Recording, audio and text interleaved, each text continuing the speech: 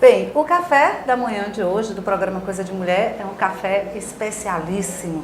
Nós estamos com uma convidada aqui maravilhosa e eu digo a você, né? Ela é descendente de italiano, pai italiano, Pietro Ciarlini, né? Ele precursor do futebol aqui no Rio Grande do Norte. Essa italiana com braço firme se tornou a nossa governadora do estado. Bom dia, governadora, tudo bem? Bom dia, tudo bem. E assim, né, vamos falar um pouquinho sobre a questão da mulher, né? A mulher está comandando tudo, né, governadora? Olha, ela tem competência para isso, sim. E o Brasil agora está com a presidenta mulher. No nosso estado do Rio Grande do Norte, nós estamos com a presidente do Tribunal de Justiça, uma mulher, governadora mulher. Não é a primeira vez que o estado tem uma mulher à frente. A segunda cidade, duas maiores cidades do estado, Natal e Mossoró, também mulher.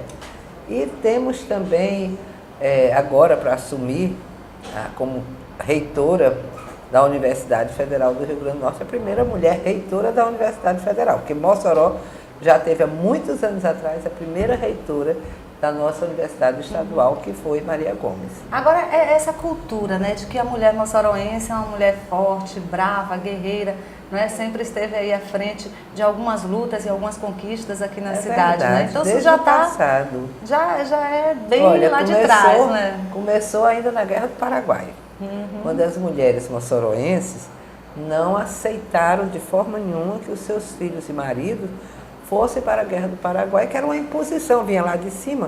Elas não sabiam nem que guerra era essa. Imagina, naquele tempo não tinha telefone, não tinha internet para saber que guerra era essa. Vou mandar meus filhos assim de graça, meus maridos, e ficar... Não é como bem é que assim, nós vamos né? ficar? Não é bem assim.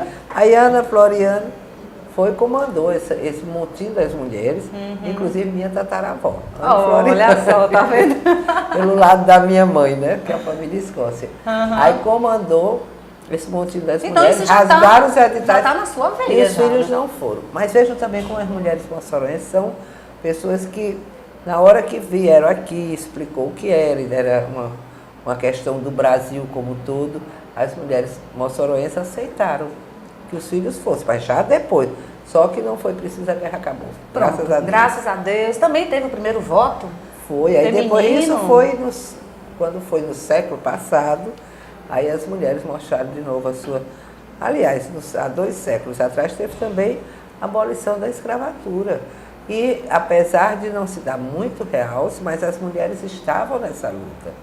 As esposas dos maçons, dos que faziam o que hoje a sociedade, como era que chamava? Libertadora Moçoroense, Sociedade Libertadora Moçoroense, elas estavam ali, sim, ao lado, reforçando, dando todo esse espírito, né, de liberdade, para que Mossoró fosse 5 anos antes libertasse os escravos. E na hora do voto feminino foi aqui em Mossoró a professora Celina Viana dos Guimarães, que também, que foi um fato interessante, que ela era professora de arte, mas o seu marido, que era Eliseu Viana, era também juiz de futebol. Quando ele não podia apitar o jogo, ela ia.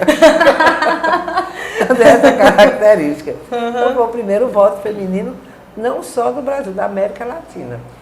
Ela e mais algumas companheiras que seguiram o seu exemplo. Só que eu vou contar uma coisa sobre o voto feminino, que deixa a gente assim, quando eu cheguei no Senado. Tem um registro na história do Senado que aqueles votos que Celina e as mulheres naquele ano, 1929, não é essa data? 29? 27. 29 foi a resistência ao Bando de Lampião. 27, 29, aqui foi o Bando de Lampião, que quis tomar conta de Mossoró, mas um pouco Mossoró não deixou. Então, eu cheguei lá e encontrei que, na época, o senador que elas votaram, que era Juvenal Lamartine, esses votos, o próprio Senado cancelou.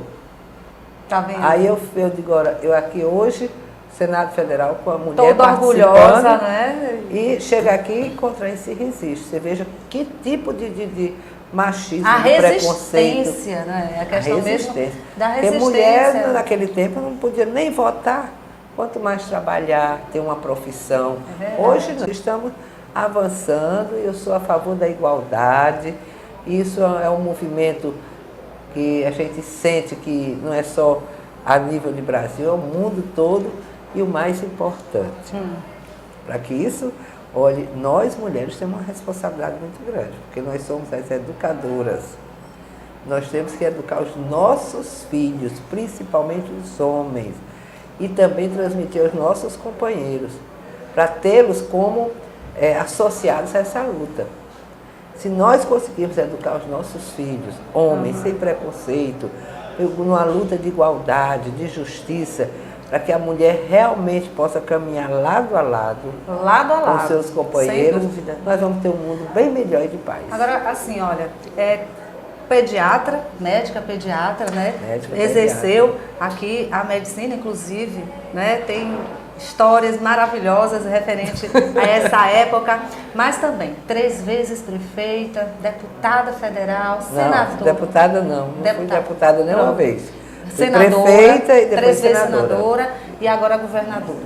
4 filhos. 4 filhos e 5 netos. Então, como é, né, essa coisa de conciliar, né, a vida e a carreira política com a mãe, a mulher, a dona de casa, cozinha, né? Olha, cozinho e gosto. Sabe o que eu gosto de fazer numa casa? Tem pessoas que gostam mais de arrumar, eu gosto de cozinhar, porque eu gosto de... Sério? E faço vários... Assim, acho que foi uma coisa que eu puxei um pouco a minha avó, viu? A Laíde, que era uma grande cozinheira, minha mãe também. Eu faço minhas receitas. Né? Eu gosto de criar. É alquimista na cozinha. Eu gosto. Mas sim. então, o que é que seus filhos... Principalmente as coisas produtos do mar. Ai, é porque eu só tinha tempo para ir à cozinha, né? vou dizer quando era. Quando estava de férias, geralmente em Tibau, com os filhos, aí eu ia fazer isso que eu gosto. Pronto, mas o que é que os filhos mais gostam, assim? Tem aquela coisa, sempre tem aquele prato marcante, né? Aquele que os meninos dizem assim, eu só como isso na casa da minha mãe, só feito por ela. O que é? Ah, minha gente, tem tanta coisa. Mas eles adoram quando eu faço. Tem um tipo de bolo que eles gostam muito quando eu faço, é um bolo de chocolate. E ela não dá receita a ninguém, né? Não, mas eu posso ensinar bem, mas não é muito complicado, não. E assim, que eles também, quando, hoje mesmo, né, tiver assim, camarão, eles adoram, mãe, olha, eles mesmo dizem aos colegas, olha, quem fez foi minha mãe vai fazer, então pode esperar que é show. Sempre assim, essas coisas mesmo do mar, camarão, lagosta, essas coisas. Quando a gente chega pela praia... Vida de mulher não é fácil não, né, governadora? A gente tem que ficar bonita, a gente tem que se mostrar, a gente tem que provar. Mas se eu tivesse nascer boas. 1000 vezes, eu queria nascer sempre mulher. Eu também. Eu também. Apesar de todo o sofrimento. Mas a gente mas a gente sempre tem que estar tentando provar. Né? A senhora falou aí na questão do preconceito, né? O voto que as mulheres naquela época deu e que não foi votos válidos. A senhora já sofreu algum tipo de preconceito assim, na política? Por a política se mostrar mais homens do que mulheres? Já, claro que teve, mas aquela história, eu acho que também a forma como você encara as coisas. Não é verdade. Eu nunca fui pegar no pé da letra, ser preconceito, levar essa imagem para a rua, nas campanhas de que tinha que ser a tal porque havia esse preconceito. Não, isso era coisa que a gente vai vencer no dia a dia pela competência, pelo trabalho. E eu fui me impondo exatamente pelo trabalho que estava realizando em Mossoró. Mas a primeira vez que eu fui candidata, eu lembro de uma coisa que eu acho interessante. Cheguei lá no final ali de Santo Antônio. Vocês se lembram como era ali o Santo Antônio, sem saneamento, sem calçamento. Era lama, um terror. E eu de porta em porta pedindo um voto. Quando eu fui chegando assim numa esquina, um homem disse, aqui não, se os homens não fazem, quanto mais uma mulher. Eita. Aquilo ficou, sabe? Quando ganhei a eleição, comecei logo fazendo o Riacho do Termas, que já, ele morava ali por perto, que já tirava aquela água todo dia que não dava. Depois passou o calçamento, veio o saneamento. Ele se apaixonou pela prefeita. Eu voltei lá. Fui lá na esquina, fiz questão de inaugurar não sei o que era ali perto da esquina dele. Quando eu olhei o muro, tomei um susto. Ele botar, o muro dele era bem grande, ele escreveu, antes lama, agora só rosas.